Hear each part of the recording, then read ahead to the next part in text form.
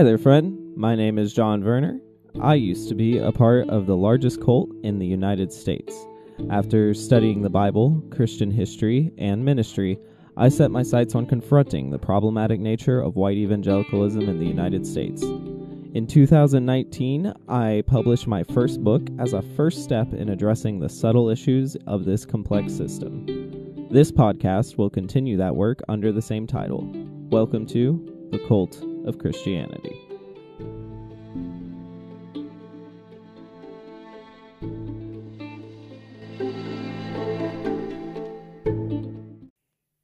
On today's show, we have Cynane Shay. Hello, Cynane. Why don't you tell us what you do for a living and any degrees you have? Hi, thank you so much for having me on. My name is Cynane Shay. I have a bachelor's degree in nuclear engineering, and I contract for the Navy in the nuclear propulsion training program. So absolutely nothing to do with what we're talking about. Perfect. That's awesome. The question I ask pretty much every guest is, how did you relate to Christianity the first 18 years of your life? So it was basically all consuming. It was, my identity, the world that I lived in. I was raised in a fairly fundamentalist evangelical setting in a small town in Florida. And my parents did a pretty good job of keeping us in a bubble. So we went to a private Christian school for elementary and middle school. I went to a youth group at a Southern Baptist church. And then on Sundays, we attended a non-denominational evangelical church. I was raised in it from birth, and I took it very seriously. I believed it wholeheartedly. That was basically like, my job as a child, was to be good at school. My parents told me that like they go to work, and then my job was to do good at school. But like everything else was centered around church and Jesus. All of our social settings were like church related. I was only allowed to be friends with people that my parents had vetted who were like from various church settings. So Bible camps in the summer, a couple Bible college like summer programs when I got a little bit older, missions trips, all that kind of stuff. Interesting. When you were going through that, did it feel like that just was the universe? Like that was the world? And were there like any, feelings you had about it? Like, especially getting into the teenage years, were you ever antagonistic to it? Or did you feel like, yeah, this is life. I love Jesus. I love Christianity.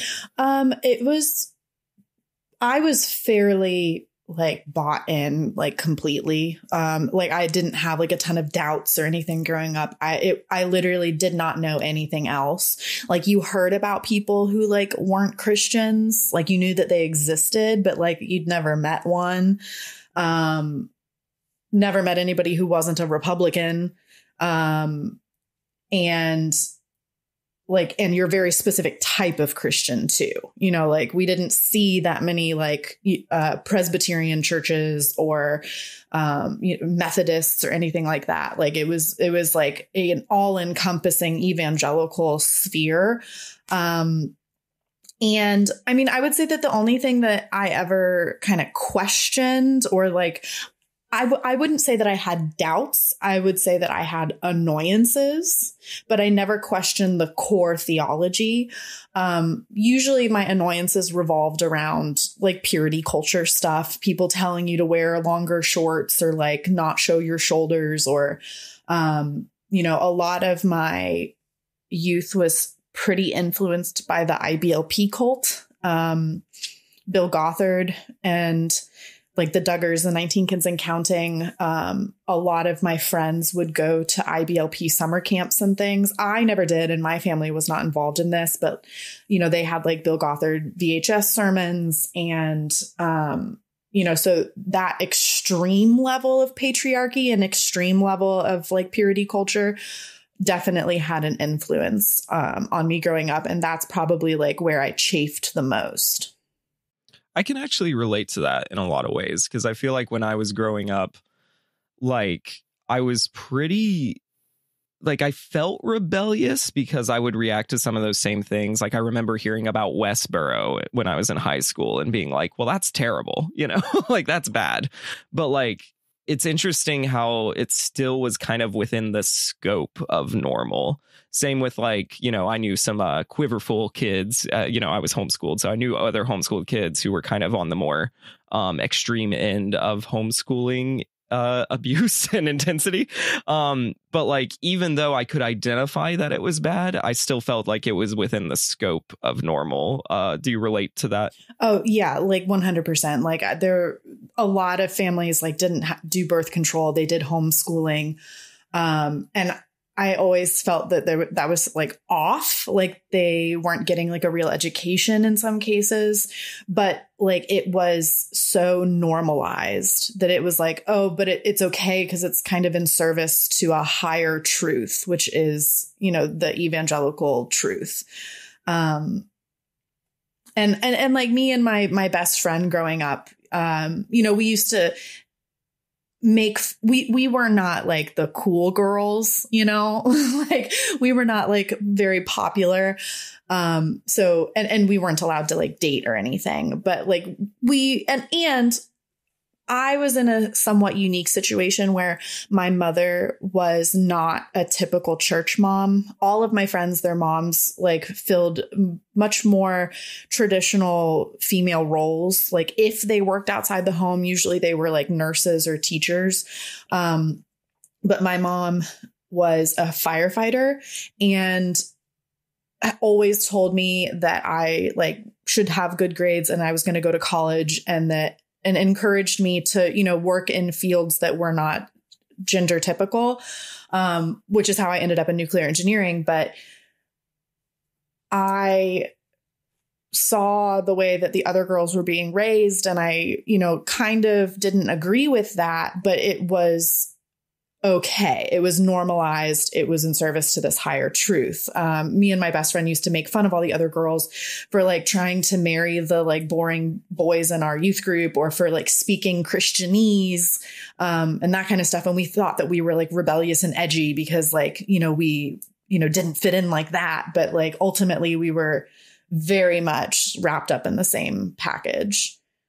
Yeah. And I almost feel like that's, you know, it might not be intentional, but it certainly is like a side effect of the groupthink of Christianity, right? Of like, you, even when you feel like you can be rebellious or free to an extent because the diversity of Christianity allows for these extremes in some sense, you know what I mean? So you do have like people that you're like, well, at least I'm not that. But then all the while still succumbing to things. Like what comes to mind is, you know, I relate to you, and my mom was actually the primary breadwinner in our family too, and she has a doctorate and stuff. So I was also raised with like a mom who didn't necessarily fit the typical church mom model. And it's interesting how I felt very I felt very feminist while subscribing to very patriarchal ideals of I got to find a wife. I've got to, you know, do all these steps in order to be a good Christian man, and like still having very sexist thoughts. So I always find that interesting that if you get kind of the microscope out and look at these groups, you'll find that there are those differences between Christian to Christian. But what ends up being the final product is still problematic. So did you identify those stuff? Well, I've got two kind of questions that are related. One, why nuclear engineering? And like two, like I want you to speak more about like kind of that drive to do something that, you know, I can't think of a lot of Christians in my life who were interested in a field like that. I mean, sure. I kind of accidentally became a nuclear engineer. I was just really good at math and science. You know, I'm writing a book, but I feel like that's a mistake. I always say, you know, I have a math brain, definitely not like a word brain. And, you know, I had friends who went into nursing school and stuff, and they had all of these horror stories of, you know, having to clean out bedpans and things. And I don't have a maternal bone in my body. And, so I was like, well, let's scrap medical. Probably don't want to do anything where I have to like sponge bathe anyone. And what was left was engineering. But I don't have that many people in my family or any people in my family who really like went to college. And I didn't know what engineering was, but the internet said that nuclear engineering would have a lot of jobs because there was kind of a generational gap after the 3 Mile Island accident when not a lot of people were going into it. And now all of the older generations retiring, my generation, like there should be a lot of like job openings. There's some truth in that, but I figured after having watched one too many 90s movies that I would go to college, discover myself, switch my major and find my true life calling. But none of that ever happened. And I just kind of stayed in nuclear engineering and graduated with it. So, well, and you're probably better off for it. Yeah, well, so good, for anyone listening, I would recommend mechanical or something a little bit more generic. Okay, good to know. I will do none of that. That is where I'm fascinated by the similarities of our story, but I think this is a clear difference. I would much rather play with the words than the math. So when did you first start having doubts about what you were taught growing up? Realistically, not until the pandemic. It wasn't until 2020 when the pandemic hit and basically, crap hit the fan and everybody that I knew, my immediate family, my friends from back home, people on the periphery of my life, like friends' aunts and friends' parents and ex-teachers and ex-preachers and just like literally every single person I knew from my hometown all started sharing crazy stuff on Facebook. And people were sending me conspiracy theory videos and my parents were sending me conspiracy theory videos. And my best friend was talking about 5G radiation mind control. And it all kind of hit very, very quickly. Like the first thing kind of happened in July of 2020, my first interaction with my best friend. And then after that, I just kept getting a bunch of things sent to me and like more and more and more. I was very rapidly seeing that something was wrong. And it wasn't until that. And then, over the course of the next year, I want to say it was December of 2021 when I say that I like definitively deconstructed. It was December 24th, Christmas Eve of 2021. I'll always remember like the very specific day when I reached an completely overwhelming level of cognitive dissonance. And I felt an almost physical snap. And, so it had been building up since July of 2020, but, I basically finally had to confront the fact that all of these people were behaving in this honestly heinous way. And they were all evangelicals and they were behaving this way because they were evangelicals. And so at that moment, I basically kind of deconverted and then spent the next year or so trying to put my feet back under me and trying to, figure out why all the evangelicals fell for conspiracy theories and then what I still believed or, what I mostly don't believe anymore. But yeah, and it's embarrassing to say that it took a global pandemic and like literally talking about Jewish space lasers to kind of like snap me out of the white Christian nationalist totalistic ideology. But it wasn't until the pandemic. Interesting. I'm curious about before the pandemic. Did you, this sounds like, again, a point where I'm relating is, I kind of had a moment where I went, I've been brainwashed and things kind of snapped for me too. And it is very like, interesting because there is kind of like, I think two things can be true. I think you can kind of have a very definitive moment where it's like, wow, I'm seeing very clearly all of these things now. And you can also kind of have gradual things that built. So I'm curious, were there any gradual things that built? Like, you know, you mentioned like the purity culture stuff always kind of bothered you. Like as you became an adult, were there other things like that too that were bothering you? Yes. So I just don't, I don't think I could see the forest for the trees. And it was very much like the purity culture when we were younger that, I'd be like, oh, that's an odd thing, but it didn't shake the underlying ultimate truth that I believed in. And you could always point to like crazier people and like crazier belief systems to say that like, oh, well, then, we're not really that bad. But I mean, like growing up, especially when Obama became the president, and that was around the time that I was in high school, my family got one very racist and a lot more into some of like the political conspiracy theories, like Obama birtherism, saying that he wasn't born in the United States and wasn't eligible to be the president, for anybody who doesn't know. And you know, I didn't know when my parents very emphatically started talking about that sort of thing, and not just my parents, like their friends and other people that we were around. I, having zero political understanding at all, I just kind of wrote it off as like, oh, well, I don't know, like maybe like there's, if they believe this, it must be somewhat plausible. But I didn't like run around like, debating people saying that Obama wasn't an American. And then as I got older, there were my parents, because of the Obama Democrat presidency, I feel like they, like a lot of Americans, and I feel like everything that's kind of happened in my life, in my town, is very typical of a certain sect of like American life.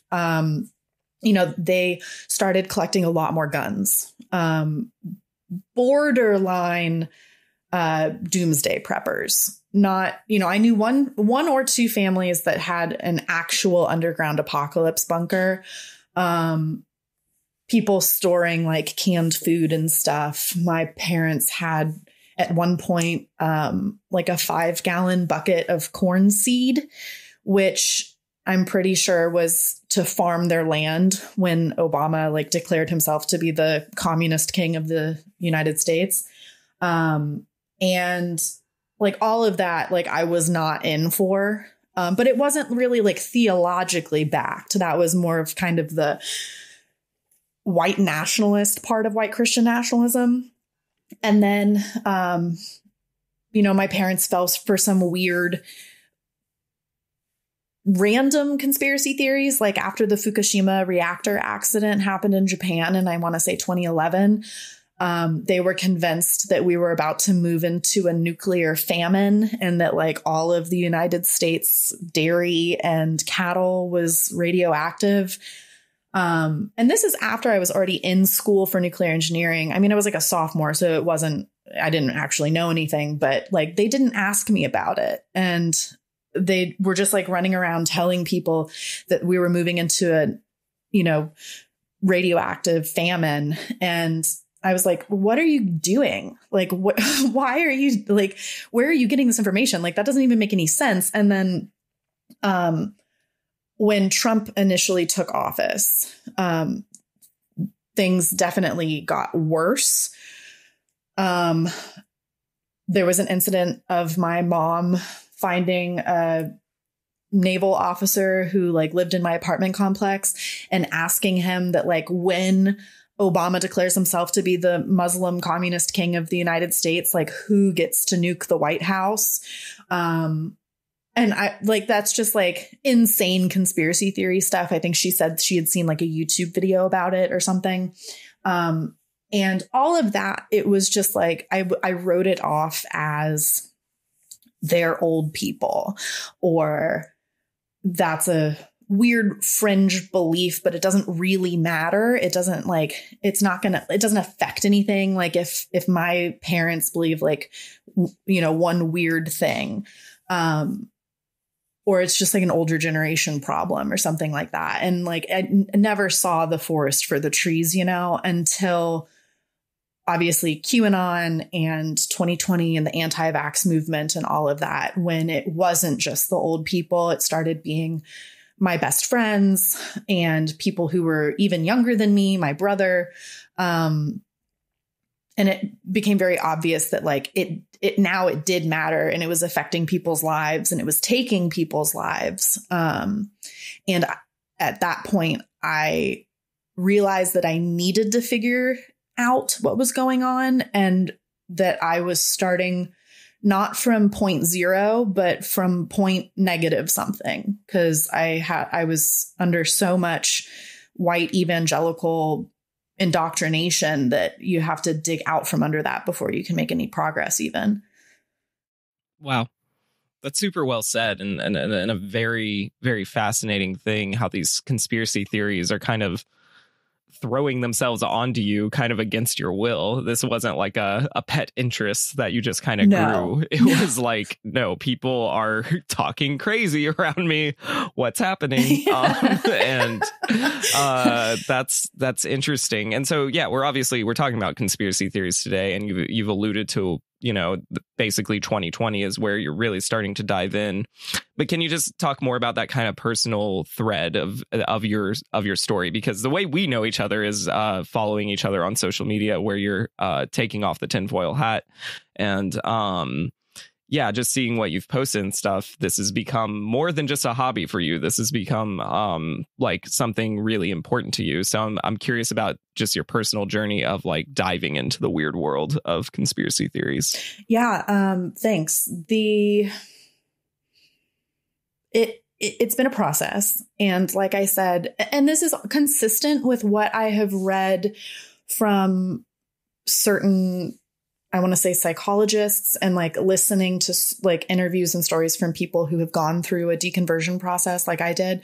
It took about a year. And I feel like that's pretty typical, at least anecdotally, to December 24th, 2021 was kind of the point where I realized that something was wrong and that I needed to figure it out. And then it took me a year to kind of like, I'm still figuring it out. I'll probably always be learning and figuring it out, but it took me about a year to like really get through that. And I think that oddly, a lot of people went through something very similar to me in the 2020, 2021, 2022 timeframe because of the conspiracy theories. There have been people deconstructing since well before there was a word for it, deconstruction, ex-evangelical, what have you. And a lot more people did it because of QAnon and the Trump years, and some people did it during the Trump presidency, and then a lot of people during like the QAnon uprising. But I didn't go into it on purpose.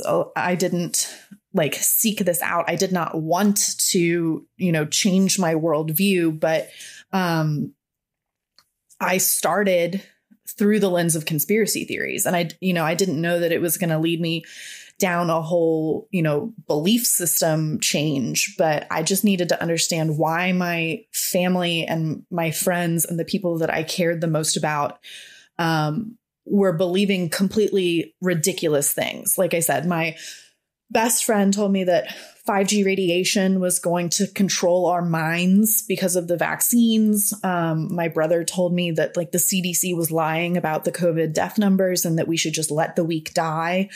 My two bridesmaids told me that, they believed in the Wayfair is shipping children conspiracy theory. And then the other one had an aunt who thought that Jewish space lasers were making hurricanes with the intent of sinking the state of Florida because DeSantis had given them too much freedom. My parents were stockpiling hydroxychloroquine and were taking ivermectin and refusing to get the vaccine, even though my dad only has one lung. And then we were planning our wedding during all of this. So I was trying to learn about QAnon and conspiracy theories and just what they believed. And then, why did they believe it? While we were trying to plan a wedding and while I was trying to just not totally overreact, thinking like, it can't possibly be this bad, I must be overreacting, trying not to burn every bridge possible until I had like a better picture of what was going on. And, at one point I had to just uninvite my maid of honor from our wedding, the 5G radiation girl, because she was just too far gone.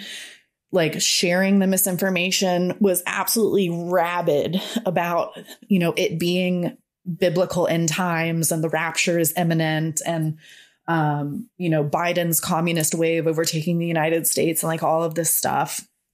But for the most part, what I ran into was my other friends just didn't really know what was going on. They were hearing these like conspiracy theories and scary stories and they were kind of believing them, but it's not like they were sharing it and they just didn't know any better.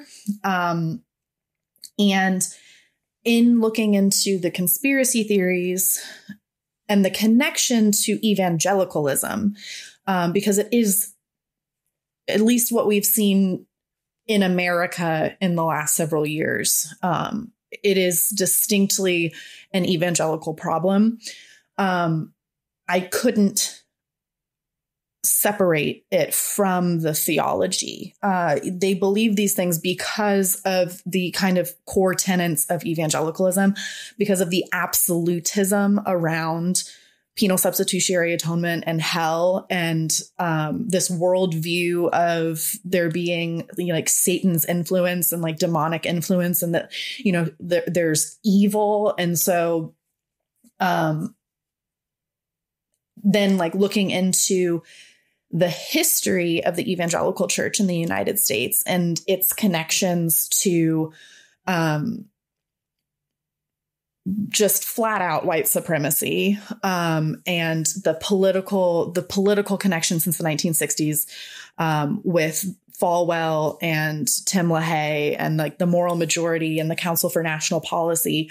I started with conspiracy theories but then it led me into all of this history that I, even having been raised in evangelicalism and like deeply, deeply raised in this, like going to church multiple times a week and like going to special camps to learn more about, the Bible and evangelicalism, I was shocked at how much I didn't know, about how much I had not been taught, and what I, increasingly was believing I had purposefully been hidden from me.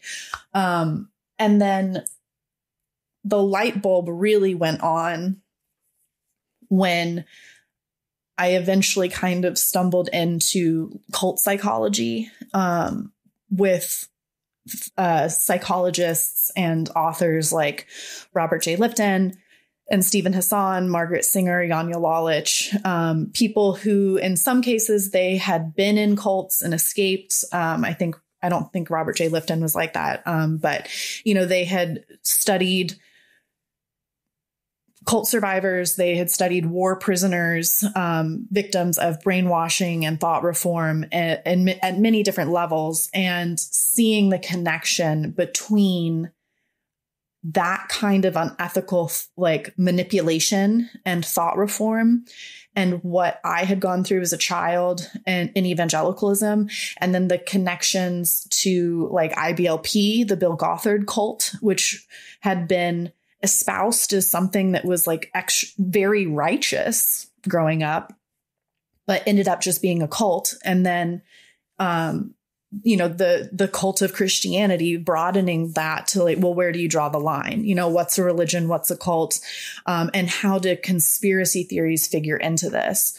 But I was basically pushed to the point where, because it was everybody in my life that was like wrapped up in this, I couldn't kind of go down that path and like didn't realize that I needed to until, as I said, I had basically been pushed to that point of overwhelming cognitive dissonance. And it happened because I had two friends, one from undergrad and one from work, who did not know each other, both texted me almost the same exact message saying, help, I'm home for Christmas. My dad is saying some crazy QAnon stuff. What do I do? Because they knew that I knew a lot about QAnon. And it was kind of like the straw that broke the camel's back, where it felt so unfair I knew that this was affecting more than just like my hometown and more than just my family, but to see it affecting other people and knowing that there wasn't much that they could do, that once their family members kind of started going down that path, it was extremely difficult to bring them back. And I had been largely unsuccessful for like almost 2 years at that point. And I kind of reached the point where I was like, what am I saving? Because I don't have a relationship with these people anymore. So, you know, if I disappoint them by like questioning the beliefs or, you know, whatever, like the bridges were already burnt. And it wasn't that I had burned them. And it wasn't that they had intentionally burned them, but like those were like, I basically reached a point where I had to accept that like those relationships were pretty much already dead. And the only thing that I could do at that point was try to understand what had happened. What a great episode. Thanks for coming out. No, I'm just kidding. That was, you touched on so much that, you know, I feel, you know, that feeling when you just relate to someone on a level that's like that's rare, you know, like I was feeling so much of it when you were talking of just like from top to bottom. I didn't stumble upon cult psychology the same way, but I certainly had some very similar realizations, obviously. So, wow. So, yeah, you've become well versed in both you know, current and just kind of both current conspiracy theories and kind of some of the psychological factors at play. It's interesting for me because I feel like when I was younger, conspiracy theories were fun and like kind of goofy and like not that serious. And obviously now they are literally causing really intense problems. So I'll start here. I'll say that people do conspire to do bad things. But typically when we say conspiracy theories like you and I have been, we're talking about something not only like that's not proven, like just a theory of a conspiracy. We're talking about something crazy. So do you have a definition of conspiracy theory that you like? So not really. I do play pretty fast and loose with the term conspiracy theory. And, you know, I have a degree in engineering. I am not like a psychologist or a historian or anything, but from everything that I've looked into, I do think that it's very interesting. I almost think that we don't have the language for most of what we're trying to talk about. And I do kind of think that there's a little bit of a distinction between the conspiracy theories that you think of, like, you know, when you were a kid, like talking about the Loch Ness Monster or, you know, the JFK assassination or the moon landing, like those flat Earth, you know, like those conspiracy theories that were like quirky and fun, like the Ancient Aliens TV show. And then what is going on now. And I think that there is definitely some overlap between the two. A lot of the same like logical fallacies are at play. But I kind of have tried to shift the conversation from away from like cults and conspiracy theories to what we've seen with white Christian nationalism in the United States. It's more, instead of cults, it's more like totalistic ideologies and like totalitarianism. And instead of conspiracy theories, it's something bigger. It's like moral panics. You know, because like a conspiracy theory is just a theory of a conspiracy. And, that a conspiracy theory is not inherently incorrect. Like there were some conspiracies, and so those conspiracy theories were factual. But, when you're talking about where do you draw the line between like a conspiracy theory and just kind of like misinformation? Like some of the vaccine misinformation wasn't exactly a conspiracy theory, but like on a deeper level, it was probably tied to a larger moral panic and a conspiracy of, satanic influence or global cabals. So I'm much more precise with like the definitions of cults. But I think that conspiracy theory is like, we do need like more language and like more precise definitions. Definitely. Well, and I do the same thing with cults, by the way. Like I say cults have indicators. I don't usually like to say like there's a hard and fast definition of a cult. And I always tell people don't look up cult in the dictionary or you'll go, what is this? Because it's like every dictionary definition of a cult I've read is just severely lacking clarity. So like, that's fine, though, because like I think we just talk to each other in connotations most of the time. Right. Like when we're saying conspiracy theory, we're not saying like, yeah, when someone theorizes that there's a conspiracy, it's always bad. It's like, well, obviously not. But it's like, yeah, there's something distinct. And as you were talking, I was wondering if what's distinct about it is like a motivated conspiracy theory. Right. Like there's almost seems to be like a hidden agenda or an outright agenda behind the conspiracy theory. Because, yeah, like I joke with people that I've made two jokes. I've said I'm 67% sure we went to the moon, but it's fun to have the other bit. And it's like, I know we went to the moon, but it's fun to believe maybe we didn't. It's same theory I have about ghosts. I'm like, I absolutely believe in ghosts, not because they exist. They definitely don't, but it's just fun to believe in them. And like, there's you can have fun that way. And I don't think it's always bad. But yeah, you're talking about something kind of specific. And so maybe looking for indicators behind the theories rather than just like fixating on whether like, it's a conspiracy or not might be the key.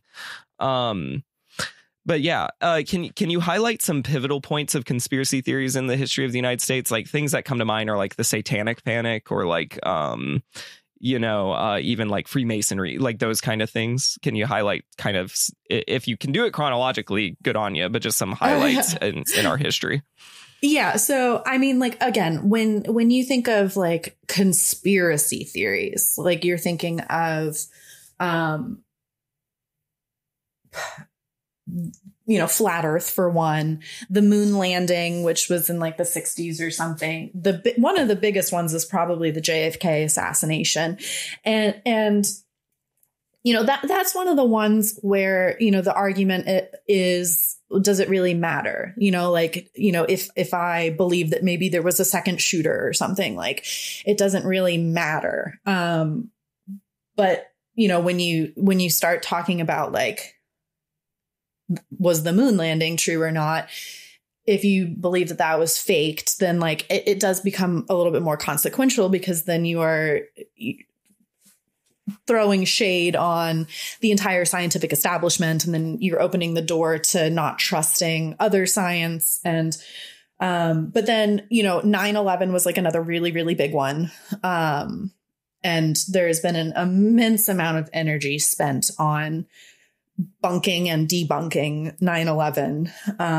And then probably more recent, it kind of overlaps, I would say, like school shootings and the false flags conspiracy theory that like those were not true, which is what Alex Jones, the InfoWars guy, was just taken to court for. And like those are what I think of when I think of like an honest to goodness, like conspiracy theory. But if you open it up to kind of, I think, parallels to what we are experiencing now with I don't even know what to call it at this point, because it's not just QAnon. I think it kind of just is white Christian nationalism. You've got QAnon and voter fraud. And and like the anti-vax stuff. The moving backwards, like the most recent, I would say, would be the Satanic Panic. And I think that had a huge cultural impact on like the time period that I grew up in. And then behind that, we had the Red Scare, which had also just like, honestly, we are still living with the Red Scare, like just unprecedented socio-political impacts. And then like, I'm not a historian, but like almost every generation has had something like this. Richard Hofstadter is a American historian. He passed away back in like the 60s, I want to say, but he wrote about, some conspiracy theories when we switched from like the gold and silver standard to like the gold standard. There was like a huge conspiracy theory uprising at that point. The Salem witch trials famously was, kind of a conspiracy theory, but it was something bigger, and it wrapped up like the whole culture. And something that, because I went to like a private Christian school growing up, and the school was obsessed with, one, the founding fathers, and two, the Pilgrims. And one of the things that like was an absolute like, blew my mind going through deconstruction was to look at the Pilgrims again as not these like righteous, religious, persecuted, whatever, but actually as like religious extremists who were moving to the New World, not to like protect their children from worldly influence, but so that they could more totally indoctrinate them. And, that was essentially kind of a conspiracy theory that the Pilgrims needed to like flee religious persecution, which was not the case coming from Holland. So this is not like a unique situation to what's happening right now. This is something that we have seen over and over and over again. And the Red Scare in the 1950s, 1960s is really what set up the rise of the Christian right, like that moral panic. And it did not just affect Christians. It didn't just affect, white evangelicals. It affected everyone. The left politics and the right politics, the religious, the irreligious. It set up, Falwell and Tim LaHaye and, all these people to create the modern version of white Christian nationalism. And then the Satanic Panic in the 1980s, this moral panic that there was, satanic cults running around and like performing rituals in everybody's backyard. And that we had to protect the children, set up kind of the Dobson era of white Christian nationalism, where they created a completely separate evangelical subculture where we had our own books and movies and music and like a completely isolated replica of anything that we would want, so that we were like super separated. And now we have this moral panic around QAnon and child sex trafficking and voter fraud and anti-vax that we are still waiting to kind of see what the cultural impact is going to be. But they affect everyone. What was the question? No, that was good. That was good. I was like, man, it kind of like blows your mind when you start. Well, I'm laughing. There's something like a splendid irony of what we're doing by having this conversation, right? Is like there's this like weird kind of unveiling of the conspiracy of evangelicals, right? That happens when you start peeling back all these different theories and what they can be tied to. I also think of like the whole Christ out of Christmas thing. Like that's actually a very old one. I think it was Henry Ford who like initially said something like there's a communist plot to take the Christ out of Christmas. And then obviously the John Birch Society took that and ran with it and said, stores are going to be selling communist and UN symbols for Christmas ornaments in order to take the Christ, like crazy stuff. Right.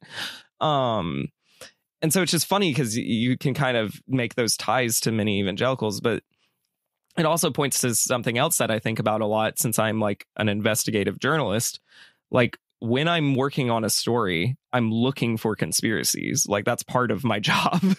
I'm like, is this tied to this? And I don't publish anything that I don't can't prove, like I have to have a solid source for things. But there's times where I kind of have to believe something kind of crazy in order to just move my research along. And sometimes I prove myself right, and sometimes I prove myself wrong. But I got to trust those instincts in order to find the truth. So do you see a difference between what I do as a journalist, especially one that kind of investigates the cult of Christianity, versus what a conspiracy theorist might do? I mean, yeah, absolutely. And this is one of those, I don't know what to call it, a contradiction maybe that conspiracy theorists will point to say that oh, you're just as bad as I am, or you can't prove anything, or, however much evidence you compile on one side of the argument, I can compile equally as much evidence on the other side of the argument. And I just had a conversation with my brother that went very much like that. And that is true. For every, 10 pages that you write, somebody with an opposing opinion can write 10 pages, but it comes down to the value. Not all evidence is equal. And, the ability to think critically. So, one thing that was another huge, launching point for me was flat Earth. Because I met a flat earther in 2019, right before all of the pandemic stuff. And he was a staunch evangelical, and he was in my hometown, and he was friends with some of my friends. And he spent 2 hours lecturing us about flat Earth and telling us all of his beliefs and how the moon was transparent, and how if you dug down into the dirt, you could reach hell, and space was an ocean. But if you could travel through the space ocean, heaven was physically above us, and just all of this complete lunacy. But he had textbooks and notebooks and maps, and he spent 2 hours talking to us about this. And you could tell that we had only scratched the surface of some of the stuff that he believed. And afterwards, looking into flat Earth for the book that I'm writing, I did some more research, and I found forums and message boards and more books and just volumes and volumes of information. But it was on flat Earth. Just because you have that information doesn't mean that it's valuable. And I think maybe where some of that difference lies is, one, understanding some of the logical fallacies that we are all susceptible to, like a fallacy of scale. If something big happens, you think that something big must have caused it. The global pandemic happened, so, a virus mutation couldn't cause that, or a lab leak couldn't cause that. It must be something bigger, like a global cabal conspiracy, or, the both the Dunning-Kruger effect and the fallacy of complexity. There was a study done where they asked a bunch of people to, from memory, draw a functioning bicycle. And 100% of the people that they asked to do this were 100% confident that they could draw a functioning bicycle. And a shockingly low percentage of people could actually draw it functioning. The pedals were in the wrong place, or the handlebars wouldn't be able to rotate, or something like that. We believe that we understand things that we don't. And that kind of goes with the Dunning-Kruger effect of the more ignorant you are of a subject, the less you know, the less you know. So, and then probably one of the biggest ones is just bias. We all come to every subject or question with bias, and that could be cultural, or, based on your education, or your language, or your gender, whatever it is, race. But we are all biased, and we're going to be predisposed to accepting information that aligns with what we already believe. So if you already believe that the earth is flat, you're going to be more likely to accept information that supports that, even if it's not great information. So for a journalist to, maybe believe something kind of crazy to like look into it, I don't think that you're necessarily a conspiracy theorist. And the difference probably lies in when you're presented with information contrary to whatever your hypothesis was, being able to accept that and to, pivot your beliefs or your investigation around that, instead of doubling down on whatever you'd already decided was true. Really, really well said. I mean, in journalism classes, we talk a lot about bias and a lot about fact checking. And it's my personal opinion that not everyone shares, but I don't actually believe any journalists can fully fact check themselves. And that's why we have editors and stuff like that, for some of those very reasons. Conspiracy theories are really interesting because there's almost like people put their personality into them, right? Like they like to kind of pat themselves on the back and like be like, I know this thing that most people don't think is true. And that like gives them like a kind of superiority complex. Whereas I'm like, I know some things that a lot of people don't know because I bothered to look and like, bothered to do some interviews and bothered to do this and that, So there's certainly differences. Another thing I wanted to talk to you about, just in this kind of like post-Trump era, post-pandemic era, just dystopia world that we live in. There's been like a crazy uptick in online conspiracy theories, whereas you used to just talk to someone's weird brother or like, just hear something from someone at church and just kind of go, OK, when you would hear a conspiracy theory. Now it's like blown up online. And like you said, there's all these forums. There used to be 4chan and 8chan, and then there's still Reddit, and there's like all sorts of stuff where all this stuff grows. And that's where stuff like QAnon and MAGA propaganda really took off. And it's not just staying online, it's like affecting the real world. So what is that shift from not just in person and not just online, but online actually affecting the real world? Why is that happening, do you think? Yeah. Okay. Well, yeah. There's, I think, a lot of people trying to answer that and trying to understand what's going on right now. There's two things I want to say. I'm going to try to remember to articulate both of these. One is that, when you're talking about conspiracy theories, you are talking about cults. The same logical fallacies apply in both cases. The same kind of like unethical manipulation tactics are used to get people to believe conspiracy theories and also, whatever the cultic ideology is. But what cults do is they recruit. And, it's kind of a common misconception that, people go out of their way to join a cult and that it's a moral failing for somebody to get sucked into a cult. But that doesn't happen. Cults recruit people. They go out of their way to trick people into adopting their totalistic ideology. And they do this by using like Robert J. Lifton's 8 characteristics of thought reform, like loading the language, mystic manipulation. There's 6 others that are essentially just unethically manipulative, and they're very effective. And they get you to adopt their totalistic ideology, which centers the veneration typically around some charismatic leader. And people join cults not because they are stupid or because they are gullible or, again, have some sort of moral failing. Everyone, like all of the experts agree that pretty much everybody is susceptible to cultic manipulation at some point in their lives. It helps if you're going through some sort of turmoil, and it could be positive or negative. Like if you are moving, if you are graduating, if you lost your job, if you're going through bankruptcy, if you're going through a breakup or a divorce, positive or negative, if you just have like a large change in your life, you are more susceptible.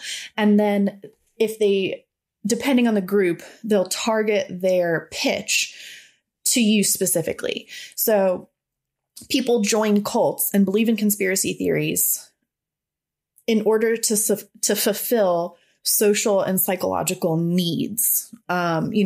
We have these existential problems and questions. How do I be a good person? I'm worried about climate change. I'm worried about politics, whatever it is. And then the cults will provide an oversimplified solution to those problems. This is how you be a good person. This is how we're going to, fix the world and fix politics. And so it's just very important to understand that the people who get sucked into these things are just people. They're not, bad people, because nobody does anything without some sort of justification. And what I think is happening now, specifically with the online element of things, is that you have algorithms doing this with like computerized efficiency. You have, YouTube and what was 8chan, now 4chan and Reddit, and Facebook and these social media platforms that are programmed to get people to keep clicking, and they are programmed to encourage outrage, and they're essentially radicalizing people and getting people sucked into these worldviews and these beliefs in the way that a cult would do with some sort of grift or some sort of like exploitative motivation. But now it's just the internet doing it with an algorithm, and probably doing it much better than like humans could in some cases. So it's scary. It's scary. Yeah. The amount, I don't know if you saw the Twin Flames documentary, but that was one on my mind big time with the Twin Flames one, is just like how much of this just took place online. And it's frightening. I also am just like over here, like snapping and smiling for joy, because you're literally preaching to the choir on so many things, especially about the, I don't believe that cult followers are stupid. Just so you know, my terminology is always control, contain, convert. So I say those are like the three indicators of a cult, that and a sharp distinction between leaders and followers. And so to me, yeah, it's like there's this control, which is like the obvious stuff where it's like they tell you what to wear. They tell you this, they tell you that. There's the containment, which is the us versus them. We're these good guys, they're those bad guys. And then there's the conversion, which is obviously some cults are very isolationist, but they have a conversion mechanism, right? They always have a conversion mechanism. And so it's interesting to hear you talk about that conversion mechanism, basically, with this online conspiracy theories, that sometimes it is meeting someone where they're, either that they're in a vulnerable state, whether it be positive or negative, but they're in a vulnerable state, or I think cults are particularly apt at finding the vulnerabilities in each person. It's not just finding especially vulnerable people. You could be, a rich person, but they'll find your vulnerability and get you. And it's pretty fascinating psychology, and it's scary that it's kind of exploding in the algorithm age. And this is something that and again, I'm not a psychologist, but, I like to say that it's not the psychology of cults. It's just the psychology of people. Like, this isn't like a special cult thing. This is just how humans are. Yeah, I agree. And like the whole thing that makes the cult is the leader abusing the follower, right? I mean, that's what warrants the slur, if you will.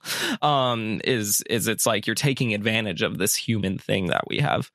But it's interesting, right? Because I'm curious to your thoughts about whether institutions like governments, religions, corporations, have covered up wrongdoings and have conspired to do pretty terrible things. I think of stuff like the MLK assassination, right? And like stuff like that, where it's like, yeah, that was straight up a conspiracy. It's just, they've told us as much. And those institutions and governments, they like will purport disinformation on purpose. So do you think they should take any of the blame for like this radicalization that's happening, especially when people assume like stuff like deep state or globalist type conspiracies? Do you think some of these institutions should take some of the blame? Yes, but mostly no. I mean, they should take the blame for the corruption and, the stuff that they're doing, that they're lying about and everything. And I think, they always say that there's like a kernel of truth to any conspiracy theory. And but that kernel is so small and so vague that not really almost oh, is there government corruption? Yes, there's always going to be government corruption as long as there are people in government. And, but I also think that just based on, our overactive need to solve puzzles and oversimplify right and wrong and put ourselves in the role of the hero, that even if we had a perfectly uncorrupt government and uncorrupt corporations and what have you, that flat earthers would still exist in some form. And so there, those groups and those actions and the actual conspiracies that have definitely happened are definitely to blame, but I don't really think that they're I don't think that they're the biggest driving force behind what we're experiencing right now. And kind of connected to the second half of my answer from the last question, which was why there's such an uptick in conspiracy theories now, is I think because white Christian nationalism, white supremacy, and Christian supremacy was already so in the water. And so the ideology has, in its current, it's always been in the American culture. You can find quotes from, so Andrew Seidel is a constitutional lawyer. He wrote The Founding Myth and some other really great books. But he talks about how, a core tenet of white Christian nationalism is that we are a Christian nation, that the United States was founded on Judeo-Christian principles. And that is not true. We were founded on this idea of the separation of church and state, which is essentially the opposite. And so you can find quotes from all of these founding fathers, Thomas Jefferson and James Madison and what have you, of saying explicitly, the United States is in no way founded on the Christian religion. Or Thomas Jefferson was so proud of his separation of church and state bill or something for the state of Virginia that was one of the 3 accomplishments that he had listed on his tombstone.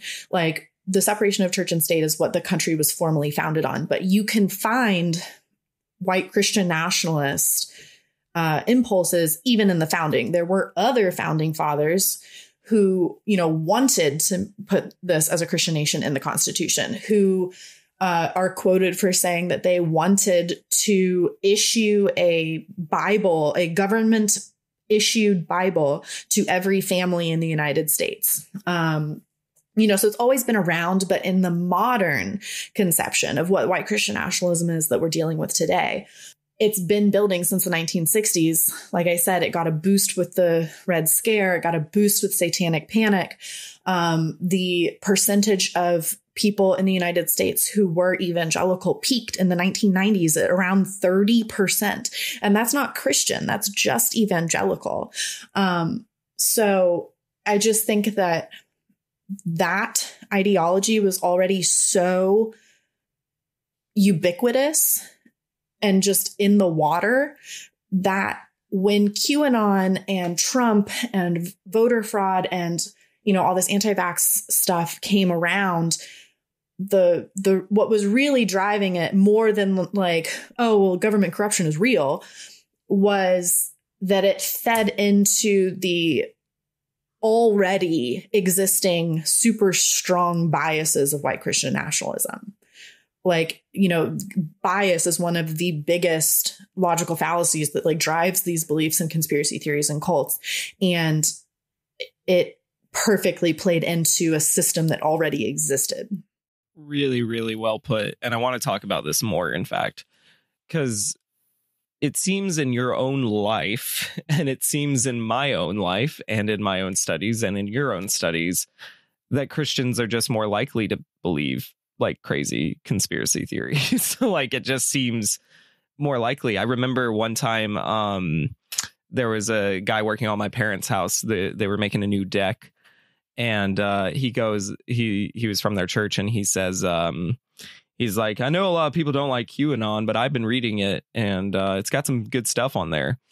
And I remember I was like, okay, well, I'm going to tell Antifa you said that. And he went, what? And I was like, yeah, I'm part of Antifa. And he just kind of stared at me and didn't really know what to do with it. And he's like, well, I was like, yeah, no, we meet this week. I'll let him know. And like, obviously I was just trolling and being a bit of a jerk, but it's fascinating that like I guess this is I'm more talking out loud. I'll find a question in here in a minute, but like the thing that's interesting to me is it's not just that Christians kind of latch on to these conspiracy theories. Like the cognitive dissonance is so clear that they forget about their conspiracy theories as soon as they make them, right? Like I think about all the different times people predicted the end of the world who were Christians, and we're still here. And then they just kind of move on. They don't like give up on being pastors, and they don't like quit being a Christian. They just go, well, it's probably because this, and they like almost keep going. So I don't know. Is that truly a pattern that I'm seeing, or am I just being biased by thinking that Christians are more likely to buy into conspiracy theories? There's a lot I want to say to that, and I'm probably going to manage to like remember 10%. So when you're talking about conspiracy theories, because like I said, when I started doing my like deep dive into like deconstruction resources and things, really, I initially just started with like conspiracy theory resources. And like some of the books that I read would be like Rob Brotherton's Suspicious Minds. Joseph Usinski and Joseph Parent co-authored American Conspiracy Theories.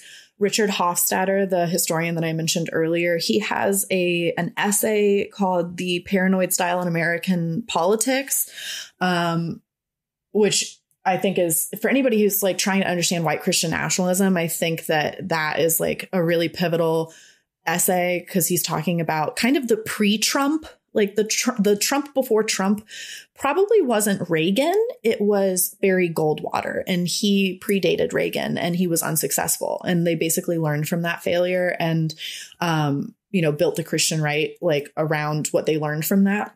I digress. And Michael Shermer wrote a book called Conspiracy, which referenced some of those other books. His isn't my favorite, but it still has a lot of really good information in it. But basically, like what all of these books talk about, they just focus on the conspiracy theories. And they're really, I think a lot of them were written before 2016, before 2020. They're really focused on the flat earthers and the Bigfooters and like those classic conspiracy theorists, like we were talking about before. And they really focus on the logical fallacies and some of those like sociological studies and things that were done, like drawing the bicycle and that kind of thing.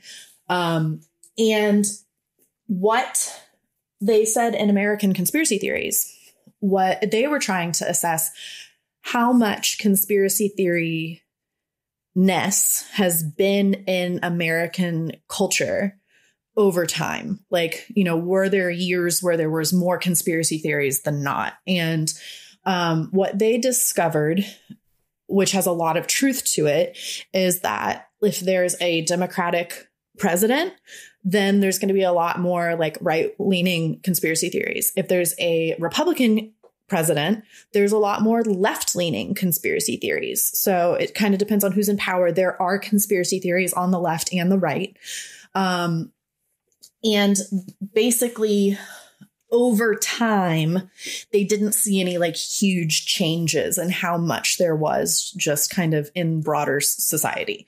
The only things that they found that education helps, but it's not a complete protection from like conspiracy theory beliefs. And one of the things that like really ups conspiracy theories is the information environment and like trust in the information environment. So if people lose trust in news, then there's going to be more conspiracy theories.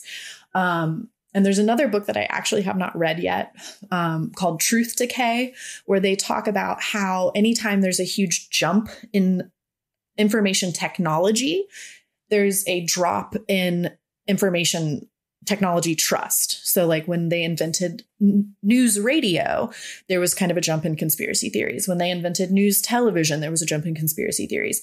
And now that we have social media, which is a jump in information technology on a scale that I think is just exponentially higher than anything we've seen in the past, we're seeing a jump in conspiracy theories that I think is exponentially higher than anything we've seen in the past. But what I did not agree with in American Conspiracy Theories and the Usinski parent book, because they wrote it before the Trump presidency, was that there's basically equal conspiracy theories on the left and the right.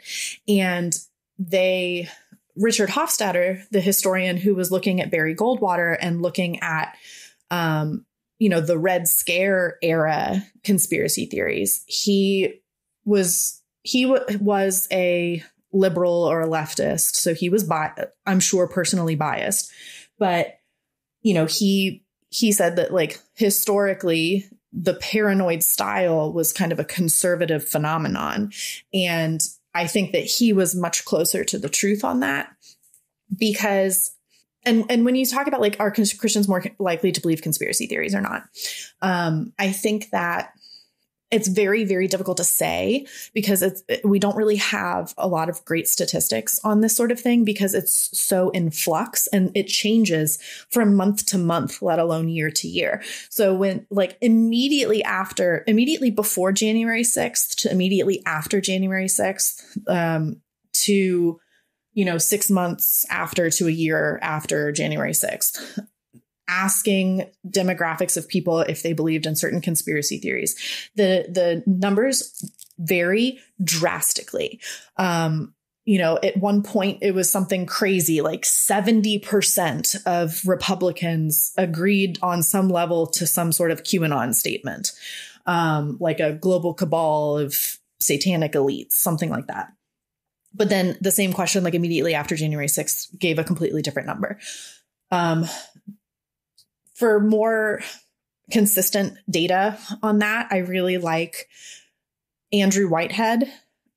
He co-authored Taking America Back for God with Samuel Perry. And then I think Samuel Perry also wrote The Flag and the Cross with Philip Gorski. And all of these people are sociologists, and they are very specifically looking at the phenomenon of white Christian nationalism in its modern conception.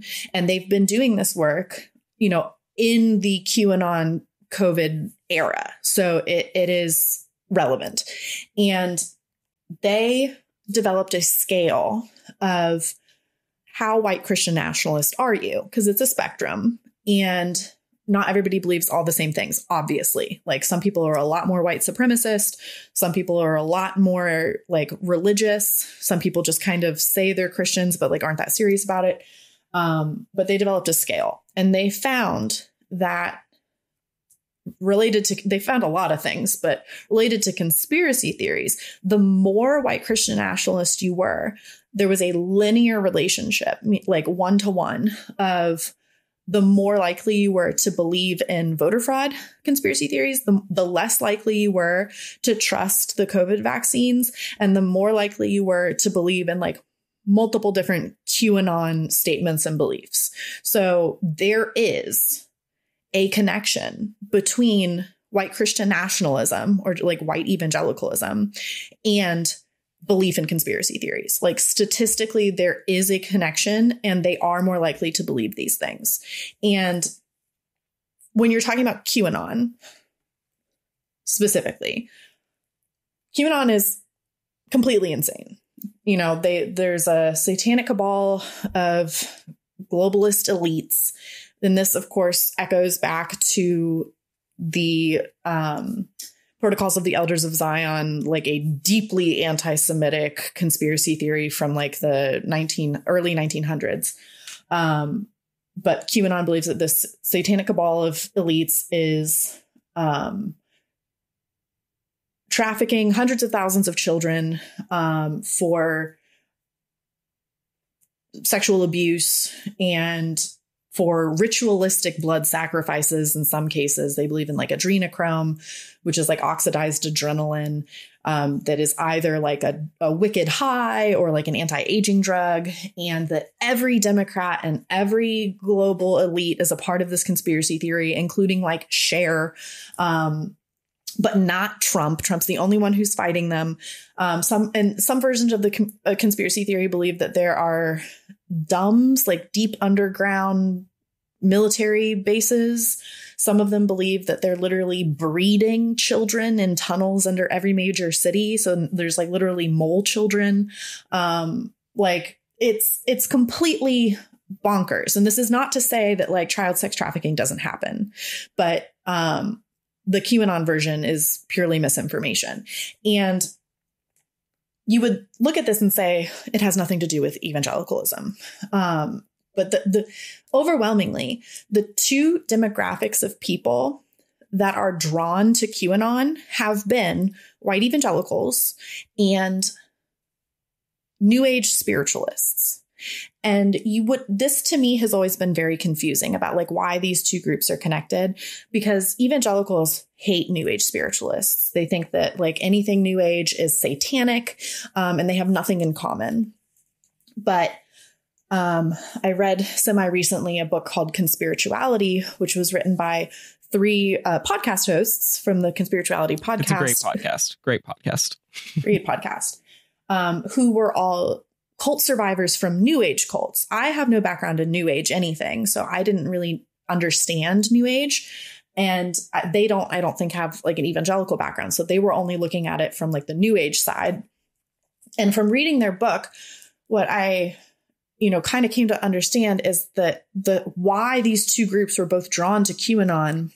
One, because QAnon feeds into the white Christian nationalist biases, that there is satanic influence in the world and that there is the righteous remnant who are fighting the, demonic influences, and the religious right has caused, the political connection and all of that.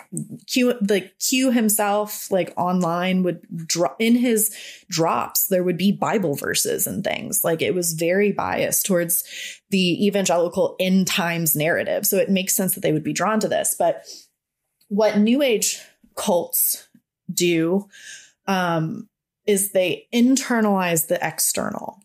And so if there was a tsunami in Malaysia, they would say like, oh, that's because we were not meditating enough and we caused that. Or, basically saying that like all of the world's ills, war and famine and all of these terrible things, they will be cured once we get enough people to join our New Age cult. And once enough people reach enlightenment, there'll be like a tipping point and the whole world will reach like a utopia.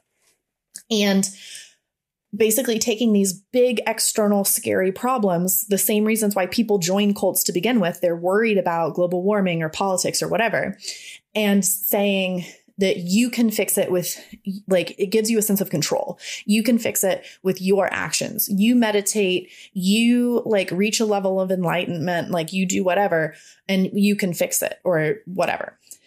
Evangelicalism does the same exact thing. It internalizes the external, saying that, and there's some great statistics, especially based around race. Michael Emerson wrote Divided by Faith. He was another sociologist.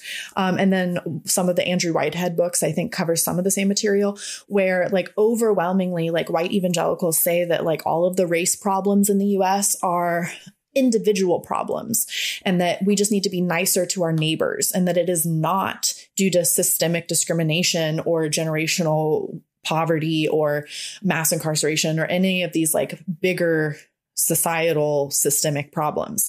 And part of the reason is that evangelicals are so prone to that is because of this like American individualist philosophy, but then also, the evangelical kind of belief that if you pray, and if you are a light, be a light to the world, to the people who are around you, then like you're doing your part, and like God will take care of everything else. You know, if you don't have to worry about, you know, because it was like such a thing for me. It's funny because what you said earlier in growing up and like deciding to be a nuclear engineer and stuff at like 13, 14, 15 years old, like before I had decided, before I knew that, you know, what school I was going to go to or for what, I would agonize over going to school because I knew that I did not want to be like a mom or a preacher's wife, because that was the only thing that any of my friends were allowed to like aspire to, being women in evangelicalism. And I knew that I didn't want to do that, but I also knew that anybody who wasn't a Christian was going to burn in hell forever. And if I didn't become like a preacher's wife or a missionary, like who cares about cancer, like curing cancer or running reactors or, you know, even like, you know, feeding the poor or good things. Who cares about any of that when people's eternal souls are on the line? Like, shouldn't everybody constantly be like talking to strangers and trying to convert them and being missionaries? And the evangelical answer to that is that like, you just need to be a light in your own life. God's going to put you where he wants you. And like, basically you just don't have to worry about it. And that's the connection between like the New Age conspiracy theories and the evangelical conspiracy theories, is that it's just taking that existential bigness and just saying, like, oversimplifying it and saying that, you know, by your personal choices and actions, by doing this completely unhelpful, inconsequential thing, you can solve all of the world's ills. And so I think that in the United States, in the society, white Christian nationalist undertones that we had, like, yes, Christians are more likely to believe these conspiracy theories. If we lived in a society that was not based on Christianity, or, you know, it wasn't like a Christian hegemony, that we were more influenced by a different religion or no religion and like some other kind of belief, then I think that we would just have different conspiracy theories. But yes, in the world that we live in right now, I think it's totally fair for you to think that like Christians are more likely to fall for this stuff. Thanks for coming on. No, I'm just kidding. I've done that twice to you now. Thanks for coming on bit. It's fascinating. You said so much good stuff there. Like I find myself thinking many things. One of them being the one common thread I'm seeing is being ashamed of humanity is actually at the core of a lot of this. Just like being responsible for, you know, tidal waves. Like, how much more ashamed of humanity can you be than thinking we're doing something mystically wrong and that's why the world is punishing us? I mean, it's very depressing when you really seep into what it is, which tracks with me because when I was a Christian, I was super depressed.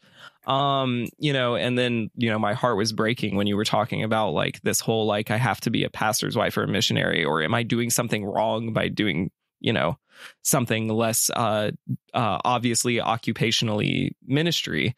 And I'm just thinking, it's like, yeah. And then their answer is just like, no, you'll be fine. You can just kind of do whatever. And there's like a like weird kind of cognitive dissonance thing going on there too. And I think, yeah, I think there's just like the biggest takeaway is that oversimplification, right? Because that's generally my whole problem with evangelicalism and even Christianity at large is just life is way too complicated to fit it into a bunch of boxes, you know? And I think that looking for the end times is also kind of a symptom of wanting an out. And it's very sad and dark, and I wouldn't want to end on such a note, so I'll make fun of myself instead. I've often been called, you know, kind of a conspiracy theorist for calling Christianity a cult. What do you think? Am I a conspiracy? Because I'll disclose this. When I call Christianity a cult, it is 100% an opinion. It's an informed opinion, but it is absolutely an opinion, and I'll never try to pass it off as a fact. But it's something I believe for sure. Is it a conspiracy theory? No, I don't think so. It's not like it's not. Well, I don't know. I've basically gone so far down the rabbit hole that I am like now a conspiracy theorist myself. Like exactly what you were saying before, where kind of Christianity has become, I wouldn't say Christianity. I would not say Christianity. I would say white Christian nationalism or white evangelical nationalism is a conspiracy. The religious right and the history of the connection between like evangelicalism and right-wing politics, the history of that, the many organizations that have spawned from that. Again, I will highly recommend Ann Nelson's book, The Shadow Network, where she follows the money and like really maps that all out. I would say that is a conspiracy. And so I am now a conspiracy theorist. Is calling Christianity a cult a conspiracy theory? No, I think that's an informed opinion. And I would, in sentiment, agree that I do prefer to say evangelicalism because I do think that there are other facets to Christianity that are not the same. But again, instead of a cult, because depending on how you define it, sure. I do think that it is a totalistic ideology. It functions as a cult, and it uses all of the same unethical, manipulative thought reform tactics that cults use. And it in a lot of cases, what cults do and what Christianity does is it fulfills social and psychological needs. Like it has a purpose and it helps a lot of people. But I think that it is often largely kind of a Band-Aid, not addressing the actual cause of the problem. But sure. Yeah, I think it's usually serving a leader too, is kind of where my cult theories come in, is like, yeah, like even if, like I think I've joked before, it's like, yeah, I've built some houses when I was a Christian. That was cool that I did that and help, like that's a cool thing. But at the end of the day, if it ended up supporting an abusive system, like I'd prefer to build a house without supporting an abusive system, if that's possible. That would be great. And my theory about all of this, about like the conspiracy theories just in general, is that they do serve cults in many ways, but in one way is to test how far they can brainwash a follower. Like how crazy a belief can I get this person to believe, which is kind of like a sick power game. But it also just makes their mind more malleable to control for other purposes, abusive or otherwise. Am I way off base in saying that? No, I would say more than that cults use conspiracy theories. I genuinely believe that like you're talking about the same thing. Like you can't really separate the cult from its conspiracy theory or the cult from its moral panic, because basically you set up this in group and this out group, and you have to have some sort of enemy or something that you're fighting, and that is the conspiracy theory. Like that is the moral panic. And the moral panic of white Christian nationalism, what I'm calling it, is the family values moral panic. And it's entirely rooted in misinformation and propaganda.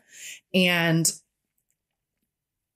the problem is, single mothers and immigration, instead of the racial social justice issues that we have, or the patriarchy, or all of these other things. But I don't think that you can separate the cult from the conspiracy theory because they're the same thing. I actually want to just say, I think I agree with you, especially about Christianity, because I think the gospel is a conspiracy theory to some extent, right? Like, I do think like the whole like Adam and Eve fall in sin, God sends his own son to kill and then resurrects. I mean, if that's not a conspiracy theory, what is it? Yeah. Well, that's I feel like American evangelicalism that's a whole separate thing. I just think that they have so completely warped what the Bible was supposed to be, especially like the Old Testament. Like, Adam and Eve were not real people. Like that's an allegory, or it's like essentially it's poetry and illusion. It's not like a history of a dude named Adam and a girl named Eve, So I think that what evangelicals have done to it has kind of turned it into that, but it was never meant to be. Certainly. Yeah. And certainly it's gotten worse over time, it seems. Oh, yeah. I would also say, I mean, like early apostles did a number two on a lot of things. But I believe some conspiracy theories about the early church. Yeah. Well, and the thing is, the early church is a weird time of history, and we've got a lot of gaps, so we can't say too much with any certainty. But we can certainly say by the time we're rolling around to Crusades, we've got some pretty wild beliefs going on. So yeah. Wow. Like, so do you want to talk for another 4 hours, or should we wrap this up? Because I feel like but we covered a lot. Thank you so much for coming on. Please promote whatever social media you'd like, and also, get titillate people for your upcoming book, and tell them where they can find you. Yeah, thanks. So I'm most active on Instagram at taking off the tinfoil hat, with a period in between each word. And I have a TikTok with some old videos that's just taking off the tinfoil hat. And what I most like to share with people is the website, which is takingoffthetinfoilhat.com, because it has an evangelical resource page with I need to update it, but pretty much all of the books that I have read since December 24th, 2021, for my deconstruction. So categorized. So if you have questions about like hell or LGBTQ in evangelicalism, or, the conspiracy of white Christian nationalism, or cults or conspiracy theories, like I have all of those books broken down, as well as podcasts and some other resources. But it's all in service to me trying to write a book with the working title of Taking Off the Tinfoil Hat: How Lizard People and Space Lasers Dismantled My Christian Worldview. And it's basically just going to kind of be what we talked about. It's kind of looking at white Christian nationalism through the lens of my personal story, through conspiracy theories, and like because I figured if these are the things that I learned that changed my mind, being a very typical average white evangelical, that hopefully it would help change some other people's minds. Short of that, maybe help provide some more resources for people going through deconstruction already. So that's my project. I cannot wait to read it. I'm very excited. So again, thank you so much for coming on. This has been one of my favorite episodes. And again, I wish this wasn't my last season, or I'd have you back, but I could talk to you for, again, hours about this stuff. It's quite fascinating. So thanks again for coming on. Thank you so much for having me. Yep. And listener, I'll talk to you soon.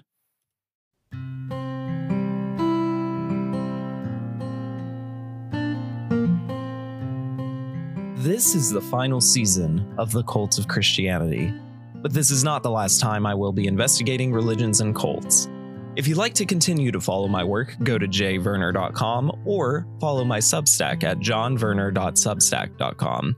You can also continue to support my work by going to thecultofchristianity.com and subscribing for a giant backlog of bonus content and stay up to date when my next big project releases. Thank you for listening, subscribing, sharing, reviewing, and as always, keep love in your life, hope in your heart, and searching in your soul.